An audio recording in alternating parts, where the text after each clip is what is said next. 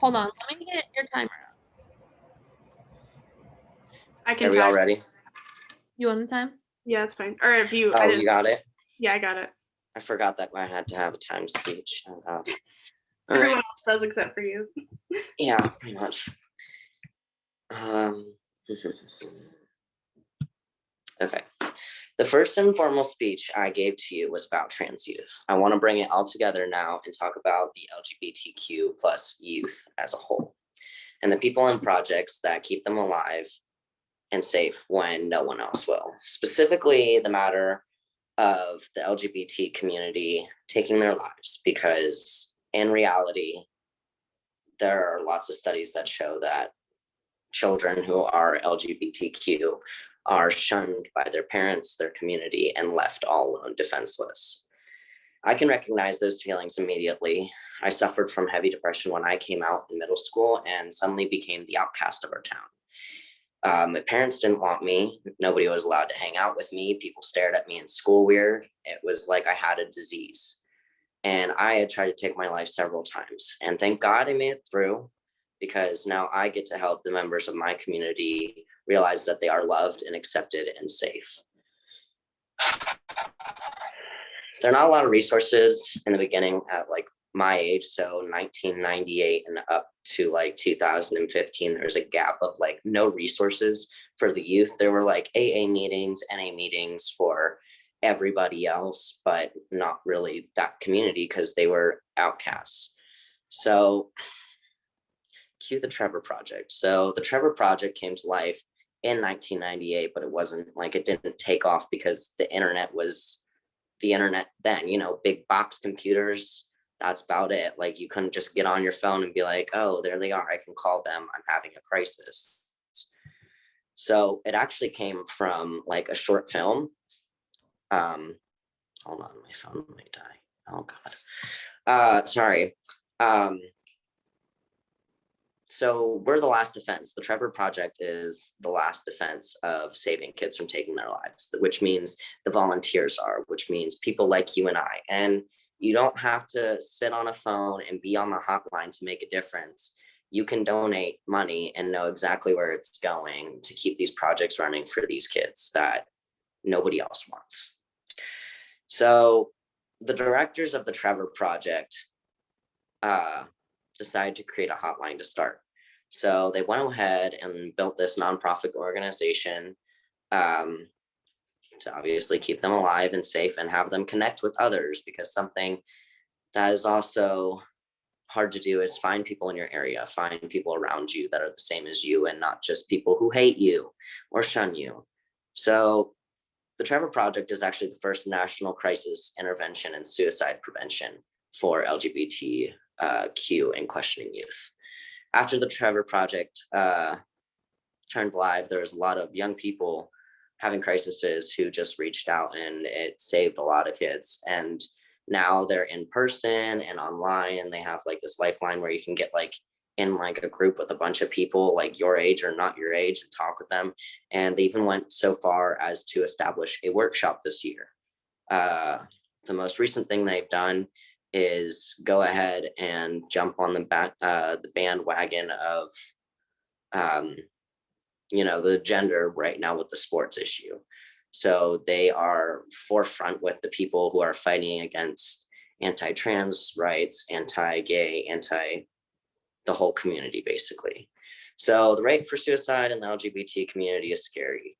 CDC explains that LGBT teens are twice as likely to attempt suicide as straight adolescents. So you got 2,500 kids, straight heterosexual people that tried to commit. Times that by 2, you get 5,000 LGBT youth kids that will try to commit. 5,000 kids. I don't know about you, but that makes me want to cry. That is so sad. And that they are made to feel that unloved and safe to find the need to attempt. But there are some really lucky kids who get to have supportive families and communities, and they go on and do great things and repay the community in the future. The Family Acceptance Program stated that the LGBT youth who come from highly rejecting families are 8.4 times as likely to attempt suicide as LGBT peers who have reported no or lower family rejection. So it's really give or take on that situation. If you've got support, you've got support. You're still going to probably suffer from some mental illness, but if you're there all by yourself, you fall into this hole of hopelessness and don't know where else to go. So that's why the Trevor Project and LGBT organizations are so important. So you might ask yourself, why donate to the Trevor Project or any LGBT project? So you may have strict views on it, but that doesn't mean that you can't give money to save a kid's life, even if they're gay, even if they're trans. It doesn't matter at the end of the day. It's about accepting kids and helping them. So you can volunteer, you can answer phones. The best part is you don't have to be a member of the community. And if you're just passionate about saving lives, then that's where you're at. If you want to help a kid get through a crisis, that's amazing. So it has actually just expanded their social media platform for the LGBT youth, like making their own Instagram page and Twitter and like live chat rooms like 24/7 for kids who are feeling this way. It is the leading organization globally responding to the youth LGBT suicide crisis. And this network works really hard to save lives. So to wrap all this up, I want to leave you with a few thoughts. How is this number of LGBT youth suicides and attempts got so high? How can you change that? These kids just want to be loved and accepted. And if you feel the same about that, then you can make the time to volunteer and donate to the Trevor Project. In a way, these children are like orphans with their friends, parents, and their community exiling them. We are the last defense against them taking their own life.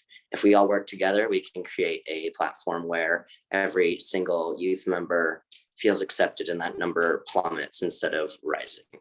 We get to fight for the youth when no one else will hear their cries. Well, I hear them and I make every effort to be a part of this community because no one was there for me. And I never want that feeling on anyone else ever. We belong. And I'm going to show you now some stats on my little computer here with my grass. How do I turn this around? Perfect. Can everybody see that? I don't know if you're going to be able to see that. Okay, so that's the discrimination rate. So discrimination versus no discrimination significantly higher. And these are the kids that are like, they think that everything's going to change versus the people who don't think anything's going to change. And that's where we're at suicide rates. So,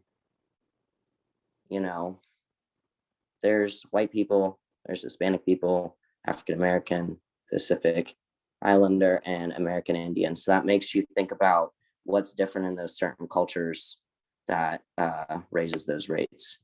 This is the past year charts. So the green is for heterosexual and the blue is for the other people. Well, not the other people, but like transgender people, they have their own thing. And then 4 in 10 LGBT youth say the community in which they live in is not accepting of LGBT people. So basically, we can do better. I know we can. Thank you. Good job. Good job. Oh, that makes me so sad. I was about to cry. I was like, I don't really care if I go over because I'm sad now. Oh, I read that to my mom and my mom was like, do you do something morbid for every one of your speeches? And I'm like, yes, I do. Thank you. Haven't you It's literally important.